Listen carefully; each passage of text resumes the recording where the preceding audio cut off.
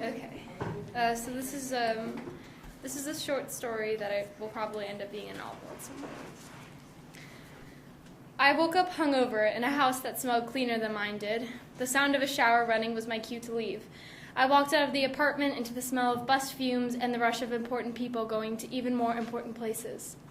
I found the nearest subway station and fascinated myself with the garbage left around the tunnel while I waited for the gritty train to take me home. After half an hour of hopping between lines, I arrived at my stop and made my way to Asylum Street, where my sign sat unlit in the first-story window of the crummy apartment complex I called home. Matilda Rosebrook, Psychic Readings.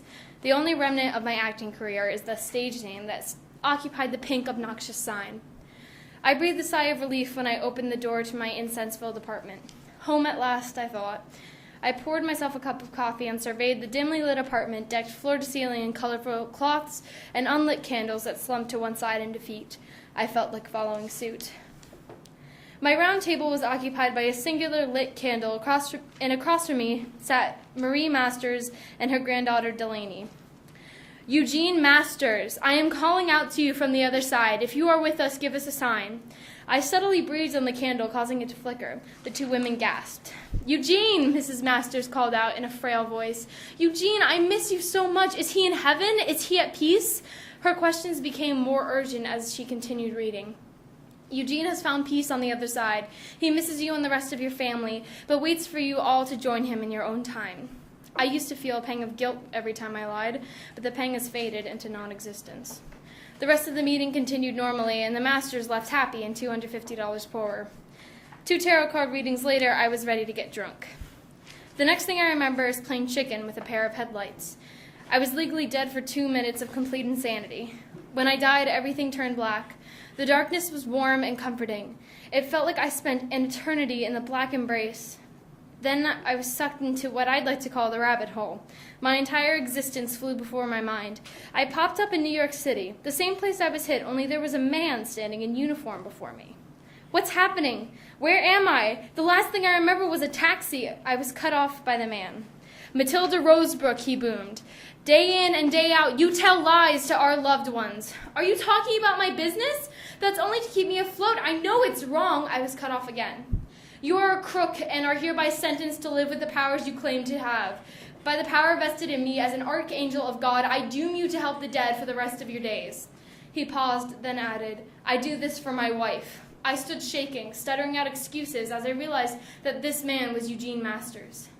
When I came back to life, the sensation was of my own skin being ripped off. I saw the back doors of an ambulance and then nothing. The only memories that remain from that night are the mesmerizing image of hospital lights whizzing above my head and a nurse with lipstick on her teeth.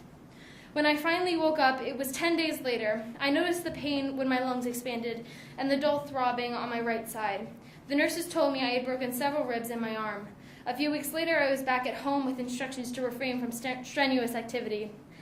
I needed to pay for the leftover hospital bills my crappy insurance wouldn't cover, so I took every request for readings I got. My first customer was a young man in his late 20s by the name of Fry. He gave me the name of the person he was reaching out to, Sarah Byrne. Sarah Byrne, I am calling out to you from the other side. If you are with us, give us a sign.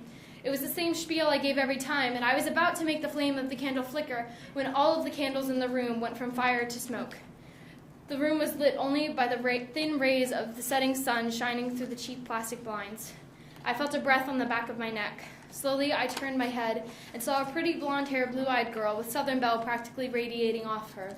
She rested a hand on my shoulder, and all I could see was her life. Childhood memories of climbing trees and baking with Mom, getting accepted into NYU, meeting Fry. Then the memories slowed down, and I saw in almost slow motion Sarah being hit, being called fat, a bitch, useless, Sarah finding Fry's gun, Sarah being welcomed by the darkness.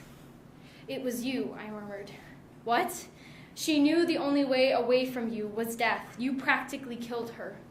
You're a fraud. You're a goddamn no-good bitch, and I'm leaving. The door slammed, and I was left alone. I ignored the label on my painkillers and poured myself some cheap whiskey. Karma's a bitch.